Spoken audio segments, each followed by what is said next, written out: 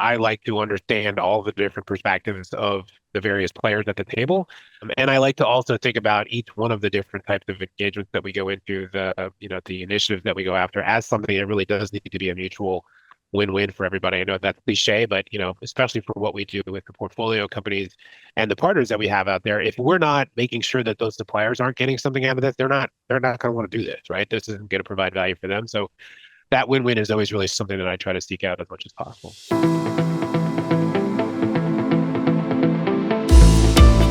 Welcome, everyone, to this episode of Smarter Sourcing. My name is John Pavia, and today we are lucky enough to have with us Adam Cummins.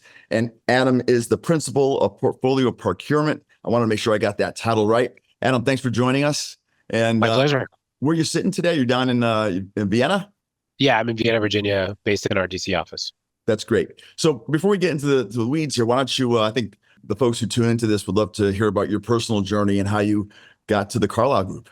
Sure. I think like most of us in procurement, it was a windy, twisty road that never was sort of initially set out to say, as an 18-year-old, hey, I want to go do strategic procurement. So started off in an engineering space, doing some work for the wireless industry. That morphed over into starting to do some buying for one of the big competitive local exchange carriers, Teligent, back in the late 90s, early 2000s, which then led into working for Nextel, then Sprint Nextel, then going into consulting, doing a variety of different things in the consulting space. But by the time I was at Nextel, I was focused pretty much on procurement, primarily on strategic sourcing and contract negotiation. For the past 10 years, I've been at Carlyle Group, helping them to build and then overseeing this cross-portfolio value creation program, which started off primarily focused on procurement, but has spread out into a number of other areas, supply chain, working capital, et cetera. And did you get there by way of, did they make an acquisition that you ended up with Carlyle, or? No, I started as a consultant there. So the firm that I used to work for, called Pace Harmon, was retained to build out this platform or to provide some support to build out this platform. Over the years, that continued to grow. We had more portfolio companies taking advantage. We had more suppliers we were adding to it. Pace Harmon was acquired by Weiss Monroe a couple of years ago, actually 2020. And then a little over a year ago, beginning of January of 2023, I moved over as a full-timer to Carlyle. So I told you before we started recording that I've done now quite a few interviews of people, what I would consider your peers, and they all have a similar beginning, which is they didn't see themselves ending up in sourcing and procurement. And I'm thinking about you, rowing crew there at UVA. What were you thinking about doing as you're majoring in history and you're out on the water? What was your daydream about? Sure. Well, I mean, I come from a family of educators. My parents were teachers, administrators, et cetera. So for me, education was likely, the type of thing that I was thinking about back then. As soon as I graduated, I realized you don't make very much money as a teacher. Not that that was really a big surprise.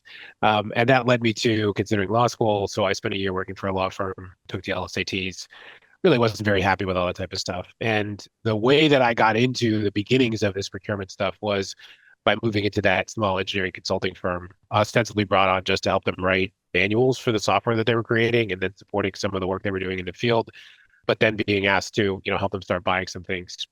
I was the least qualified person of everyone there to do that. But they all said, well, you'll figure it out, right? So go help us with this or that or whatever the case may be. And that sort of slowly grew from there. So very much the same kind of winding journey. I think the aspect that was really most helpful for me and has continued to be over time has been more of the, kind of liberal arts. I like to understand all the different perspectives of the various players at the table. And I like to also think about each one of the different types of engagements that we go into, the initiatives that we go after as something that really does need to be a mutual win-win for everybody. I know that's cliche, but, especially for what we do with the portfolio companies and the partners that we have out there, if we're not making sure that those suppliers aren't getting something out of this, they're not going to want to do this, right? This isn't going to provide value for them. So that win-win is always really something that I try to seek out as much as possible. So as a history major myself, I have a sort of an oddball question. That is, I was a big fan of, for whatever reason, in my senior year of college, I did a paper on Genghis Khan. And really the only person who individually really sort of ruled the entire known world at the time. My roommate from college became a two-star general. And when I went to visit him at the War College outside DC, we got into an issue of supply chain. And I said, someone that you probably wouldn't think about, very famous for early supply chain thinking, was Genghis Khan.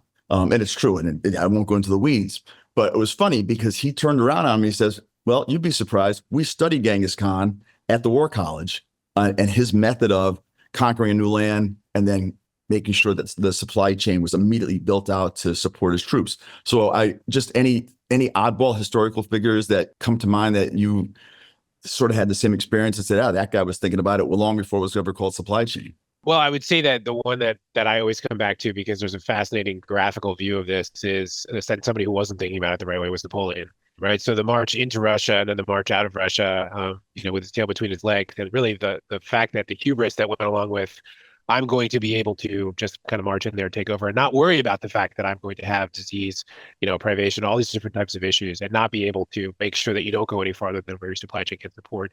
And I say that because that was replicated 130 years later by yet another, world leader bent on world domination, who literally mimicked exactly the same thing from a hubris standpoint and ran into the same issue. So you can't, an army fights on its stomach is the old adage, and companies will operate on their proverbial stomach with regard to what they need to be able to, to meet their products and those types of things. The minute that you lose sight of that is the minute that you start falling apart. Yeah, absolutely. So you versus a lot of folks I talked to, well, like a lot of people, you ended up in sourcing and procurement, supply chain, but you then went back to school and got a degree in supply chain management. So when I saw that, I thought to myself, so when you're sitting there, how many times did you say, man, that's not what it's really like in the real world? And versus my other question is, how many times did you say to yourself, man, was I doing this wrong? And I was just winging it. I thought about the movie Back to School quite a bit with Rodney Dangerfield. You forgot you left a whole lot out, that type of a scene. But I will say this. I did that primarily to be able to say, look, I've been doing this, on an unofficial basis or an untrained basis for more than 20 years. The pandemic hit, right? We all had a lot of extra time on our hands. And I felt like this was a great opportunity to be able to take advantage of, a good program. There were several that I applied to that was going to be able to provide that kind of academic lens. The other reason for doing it was that my life had really been focused on sourcing and procurement and only on sourcing and procurement. So things like, network design, things like the working capital components that go into the broader sort of sales ops and planning approach that companies have, et cetera, were not really components that I had very much focus on. And those were becoming increasingly important in what we're looking at for the portfolio at that point in time. And as companies, I think, are a lot more focused on that. So certainly there were a lot of eye-opening components, right? That's why that's important. And now I understand, those are things that I should be thinking about as I'm continuing to focus on the areas that I am. It also really opened up a number of different doors to conversations with different business leaders within the portfolio companies, within the supply chain as well, right? Because you're talking their language. You're not just thinking of it from a how can I get a better deal type of a perspective, but you are, again, back to that, how's everybody going to win and what are all the different components, that go into something that makes it effective for both parties or all parties that are part of that. So I know you have officially been a Carlyle employee for a little over a year, but you've been there for about 10 years, correct?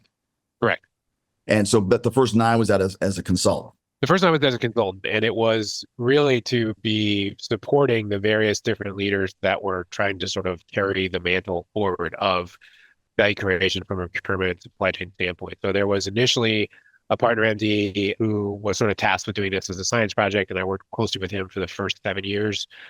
He continued to be there and keep working on the deals he was working on, but they brought on a chief procurement officer for the portfolio who I supported for a couple of years. My coming on board full time was really my taking over that mantle and being that person. So I'm no longer the guy behind the guy, or was no longer the guy behind the guy. I was the guy. Lucky for me, I'm the guy that built it all, right? So I know where all the bodies are buried and why we did what we did. And I also know, what are the things that we fell or we came up short on that we should try to go after more, and what are different tacks that we might want to take that we didn't have to deal with or reinvent the wheel. So now let's talk about your role at Carlyle and how you're structured, because it is a behemoth.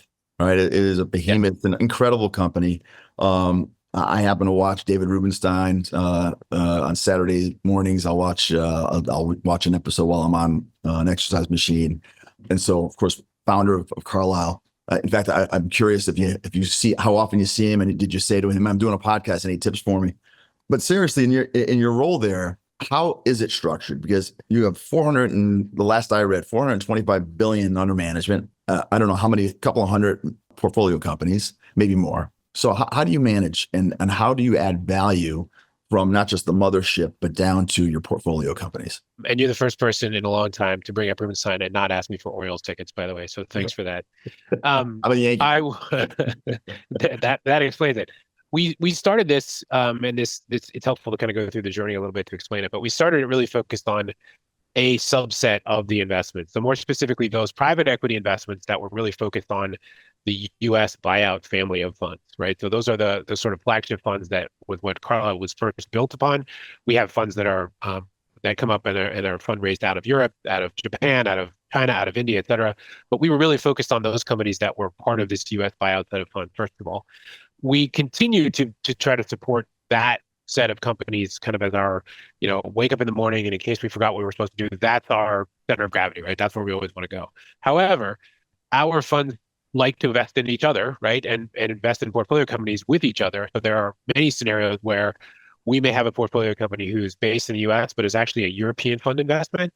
We may have a company that's a European and a US fund joint investment that has operations multinationally, right? And we're trying to help support what they're doing in the US as well as where we can support other areas outside of the US. The other nexus to bear in mind is that what we started when we were building this was a platform of suppliers that can offer, better discounts, better pricing, et cetera, to the portfolio. A lot of those were really focused on operations and business in the US. So it became very obvious very quickly that you can't necessarily do a deal with a supplier that's going to be able to offer the same discounts, the same pricing globally, unless you're talking about something like technology, like IT, right, et cetera. The IT providers are kind of the same regardless of where you are, right? If you're buying software, it's software regardless of where you are. If you're doing cloud, it's cloud regardless of wherever you are. So you may be able to get more global types of arrangements that can support all those different investments. But again, the gravity for us and the focus that we try to keep is private equity and US kind of investments initially. And then where we can, any of those other investments that are out there. That includes credit, that includes infrastructure, that includes to a lesser extent real estate, et cetera. And the other piece that's important to understand, John, is that Carlyle has always had this philosophy of making good investments, having good management teams, and then letting them do their thing. That's still very much in the DNA for Carlyle, but at the same time, we know that there's more support that we kind of want to be able to provide operationally, et cetera. We're not going to tell them how to do things, but we're going to be more encouraging, if you will, at times. And so it becomes an issue of which portfolio companies and which investment teams for those portfolio companies want the help, right? We're not going to go where we're not wanted. We're not going to go out and try to make everybody take the medicine, et cetera. It's going to be more of a, if you raise your hand and ask for help, we will come help you. But that keeps us pretty busy. Have you gotten better at that over the last 10 years? And what I mean by that is, as we talked about before, spent the last, 20 years of my life working on the operations side of either PE backed or VC backed companies. And, the portfolio companies can be like kids sometimes, where it can be the greatest idea in the world, but if mom and dad are suggesting it, it's the worst idea in the world. And so I would imagine you probably have lots of scars to prove this point out. And I'm just curious, knowing other guys who are in similar roles as you at other large PE firms, have you gotten better at it? What's the art of cajoling your PE portfolio companies to adopt something that would be better for them, but they're just being resistant to it? Yeah, it's a great question. And I talk frequently to the folks that do what I do for all of our peers. And we all share a lot of the same deal partners from a supplier standpoint. Many of us are co-invested in the same companies, right? There are a handful of companies that we're not the only investor, but so is Blackstone or, KKR, GTCR or Apollo, et cetera. And so we get to know each other and we talk and we share a lot of information because it's all to our mutual benefit. And the thing that we all have said in response to this particular question is you can't argue with facts, right? So if we can at least get a perspective on a portfolio company that says you're not buying this in the most effective way, or you're not, implementing a forecasting and planning approach that makes sense and that provides you with this level of visibility. And these are the types of issues and challenges that you're facing as a result of that. If we can at least get that, then what we're able to do is say, you don't have to use us or our partners, but we do want you to come back and show us how you are actually taking steps to remedy this or to make this better, right? Improve it, provide better value, whatever the case may be. And if it's material, we will also let that deal team or those investment folks that are on the board for that company know about it, right? We'll say, hey, this company has this particular opportunity. If they took it, they would be able to see this benefit, which would translate to this, bump in EBITDA for you. Always bring it back to that for the deal team folks to really kind of, grab onto it and understand what's going on. And then they will want to also hold that company accountable. So again, it's not so much that, back to your example, you got to take your vitamins because your parents said so, but you got to take your vitamins or at least show how you're doing enough from a balanced diet and exercise to keep yourself healthy. right? If you're not going to actually take the vitamins, because that's what we want to see as the ultimate outcome. How big is your team at the home office at the mothership? We're small. I oversee the procurement, the supply chain, corporate risk, benefits, employee benefits, and a couple of other cats and dogs. I also support the technology supplier relationships that our portfolio CIOs implement. All told, it's myself and three other consultants that are working for us. Hmm. Two of those focus exclusively on the benefits piece, and then one of them supports me from an e-sourcing reverse auction kind of capability. So similar to what some of the other big firms do, we have the ability to support our portfolio in building and running e-sourcing events for them at no direct cost to the portfolio company. So we have, individual companies that either don't have the bandwidth or capability or the technology to be able to do that, who want to take advantage of that type of support. And we generally see a good return on that, right? We're able to get quick and dirty, events done for a variety of different things, whether it's freight, whether it's commodities, et cetera. And even in many cases now, we're at a point where we're doing that like on a monthly basis. So the same portfolio company will come back and say, I got to run steel for this month. I got to run aluminum for that month, right? Whatever it might be. We put it in. We have several suppliers come in and bid. They get their price, they lock it in, and off they go. And they love it. So it's a small team for sure. And we also have a partnership with a major procurement and supply chain advisory firm who has the ability to provide direct kind of hands-on, at the company assessments and analysis, and then chasing that value from a value capture standpoint if the company wants to engage in for that. So it's sort of an initial, here's what we got. You can take advantage of it with the little team that we have, et cetera. If you want to go deeper, we've got more capabilities, more arms and legs to be able to support that. Out of you guys have so many different companies and so many different industries or verticals. Which one is there one in particular that's sort of the hardest to not to stay on top of the actual portfolio company, but sort of stay ahead of the curve and really providing value to them? The ones that'll keep you up at night, I'd probably be the best way to put it. That's a great question. I think, there are two that we traditionally have invested in that anybody would invest in that, have a significant kind of procurement and supply chain aspect to them. And those are generally industrials and consumer, right? Because they're going to have, raw materials, they're going to have finished goods, they're going to have, distribution challenges, all those types of things. And that's where basically any company that has a direct spend, which generally is going to be a lot more than the indirect spend, is going to be the one where there's a lot more opportunity to provide value. I think we were really, really hurt, like everybody else, during the pandemic for those types of companies who were struggling with, even if you had the best sales ops and planning approach, even if you had the best forecasting and planning approach, you couldn't get your stuff because of the stretched out, just in time kind of approach to supply chain. That's gotten better because procurement and supply chain, and this will hopefully make everybody listening chuckle, went from being an afterthought and nobody understood at the dinner time conversation, really quickly, as we all lived through the individual challenges that we face as consumers of the pandemic, but that was writ large, for the companies that were facing those types of issues. And most of the industrials, certainly, and I from the consumers that we work with, we've seen the same thing. They've gotten better at not just being just in time and realizing that the level of planning and forecasting, but also risk mitigation and kind of contingency planning is really, really important.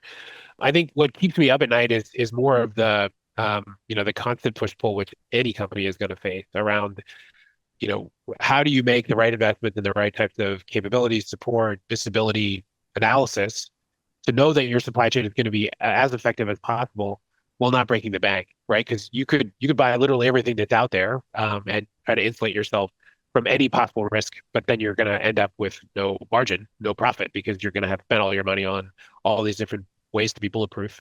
So how do you know what the right ones are? And that also includes, interestingly enough, on the risk transfer side of things, because of what we do on the insurance piece for corporate lines as well as for the employee benefits, those things. We see that. And that's a big piece of kind of the total picture that we look at. So I find that one interesting because I'm not just looking at it on the upfront buy side, but I'm also considering the risk transfer component and then trying to make sure, again, that the companies are balancing, self-insured risk and those types of things appropriately while also looking for risk transfer from an external standpoint. And so you touched on the pandemic, your contingency planning that you do today for the what ifs. Has that changed a lot since the pandemic? I think overall, I would say it's not enough. I can't pick on any one particular company or one particular scenario and say, this is miles behind, or, you're a C and you need to be an A, and here's how you do that. I would say just more generally speaking, we have a better kind of perspective for most of the companies from a supply chain standpoint around awareness of the need for contingency planning and around taking some steps to have some contingencies. But at the same time, there's the practical reality of I still have, orders that I have to fulfill. I still have customers that I have to meet the demand of. And I can't stop doing all that in order to go rebuild a supply chain, which now is all nearshore, whereas 50% nearshore and 50% far away and those types of things. So, I think you could always do better, if you will. Thinking about it another way to have those contingencies be more effective and tried and true. But I think there are certainly plenty of examples where we would say you've done some, but there's more that you could do. The question again becomes how much time and effort and energy can you invest in that and take your eye off of the ball of meeting the needs and the demands of whatever the clients are looking for really. So we talked briefly before the interview, and I told you that I recently interviewed Rick Harrison, the host of Pawn Stars. And I also told you I was amazed to find out how many of the guests that I had on this so far, people who are at big companies, they love watching him because one guy said he's like the ultimate buyer. And these are folks from, PepsiCo, Unilever, DuPont. And you said you've watched a couple episodes of it. And my point is, what I was surprised to find out was there's a lot more going on behind the scenes. But it all comes back to the same thing, which is he has a very elaborate training program. He has a certification program. So, despite what you see on television, no one there is allowed to fly solo in negotiations for different products, depending on what price point you're at, unless you've been certified through his program. And it's very formulaic. So in your world, are there KPIs that you have for your sourcing procurement people out at the portfolio level? Do you have any kind of formal training or informal training, or just things that you offer and you leave it to them to take advantage of? Yeah, it's a lot more of the latter where, there are some of our peers that have like an academy that they try to support and bring folks to from the portfolio maybe once or twice a year. We've looked at trying to do that. And we actually do have a community of leaders from the procurement and supply chain space that do get together on a quarterly basis, once in person and the other 3 times virtually. That's usually a means for us to be able to share best practices, lessons learned, as well as to brief them and update them on any of the new stuff that we have available from an offering standpoint. I think there certainly are some companies that have expressed an interest in that type of a thing, but I'll say this, it's really only those companies that are, again, have a direct spend and that are probably $1 billion or more in revenue that appreciate the requirement and the necessity for, good education, good background, good experience from a procurement standpoint, supply chain standpoint, and then B, are actually in a position where they are, setting aside budget and needing to make investments and wanting to support that type of a training and approach. In those cases, we certainly do try to help support that if there's, any way that we can be helpful, whether that's by reaching out to some of the partners that provide that type of training, from like an ISM or SIPs or those types of kind of bodies that are out there to provide it, so that we can try to help provide something that's maybe pre-negotiated at a lower cost than what the company might get on their own.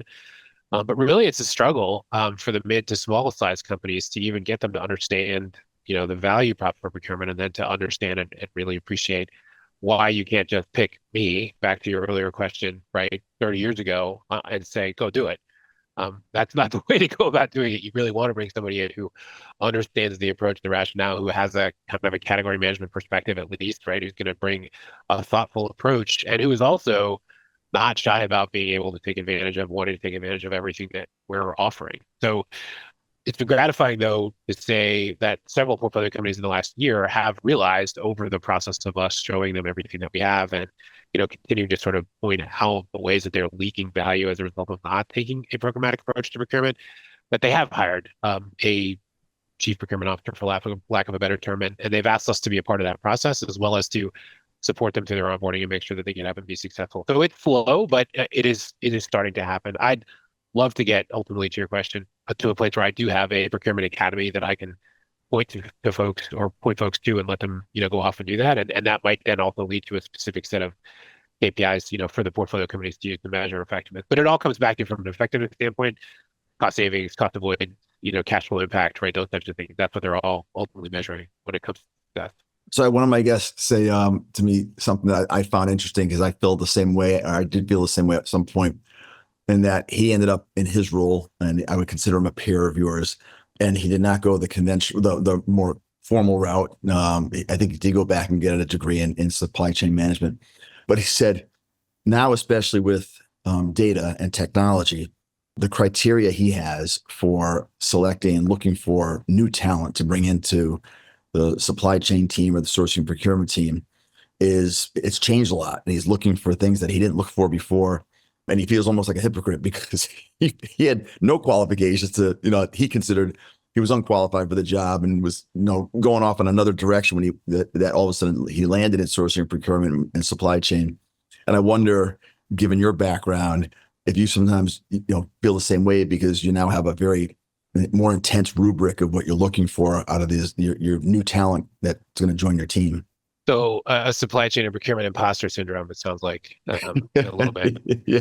I think it's a very valid point that what you would want to ask for and look for today, in particular, focused around the ability to leverage automation, leverage tech, to be conversant with kind of those elements of the way that work gets done is really, really important and really critical. I think we're all figuring it out as far as what does AI really mean for the procurement space, for the supply chain space. There's some great use cases and examples where it's already, being used, where it has been used for quite some time.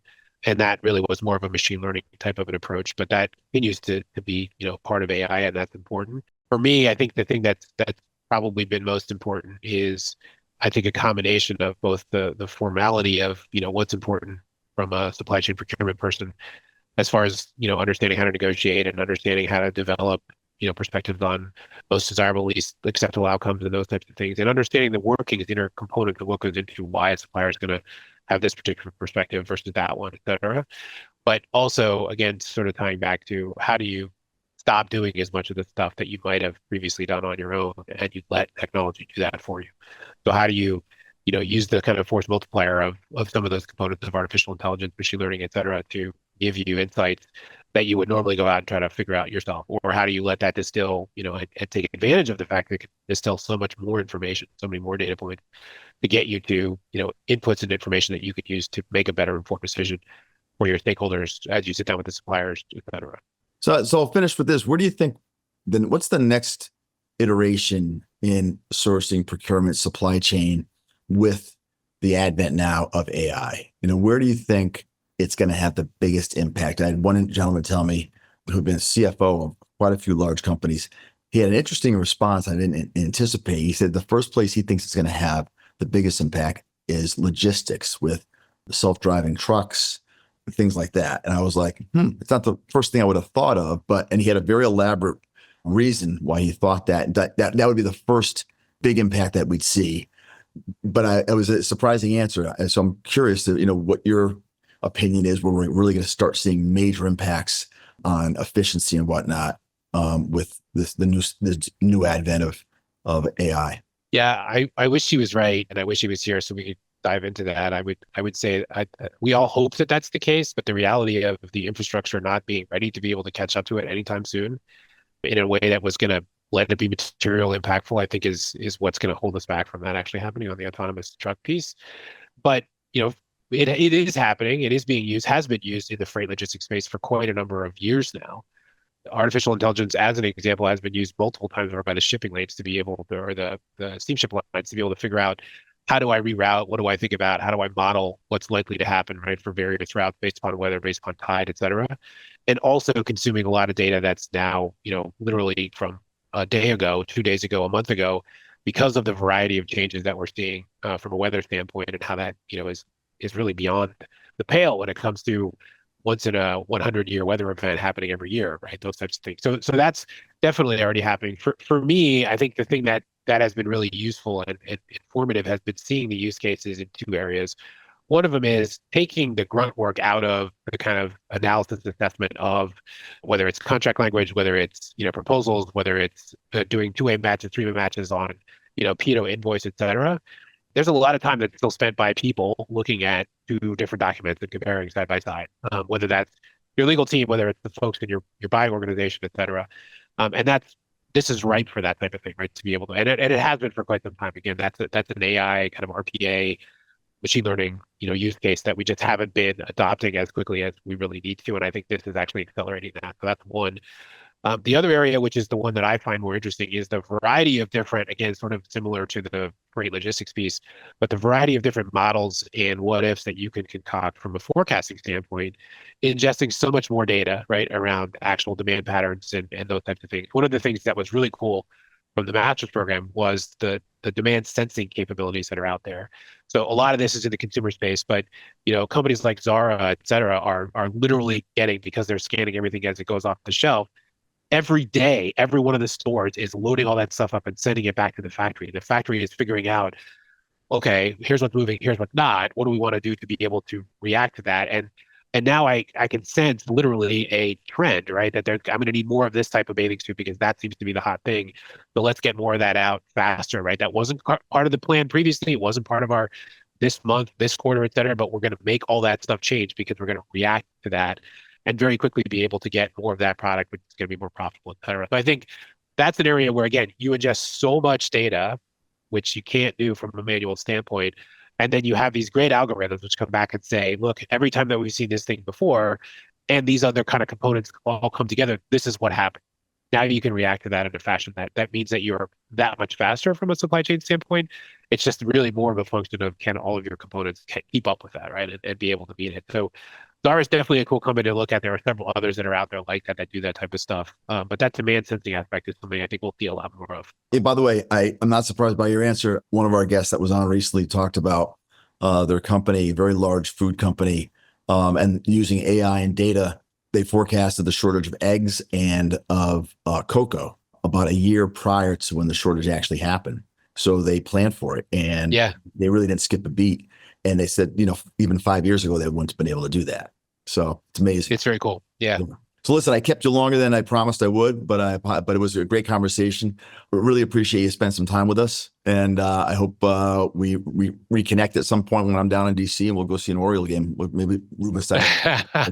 Would love to. Yeah. Really appreciate it, John. It's been great. And if there are any follow-up questions or things that you got, just let me know. That's great. And for everybody who tuned in, thanks for tuning in to Smarter Sourcing. My name is John Pavia, and we'll see you on the next episode. Take care now.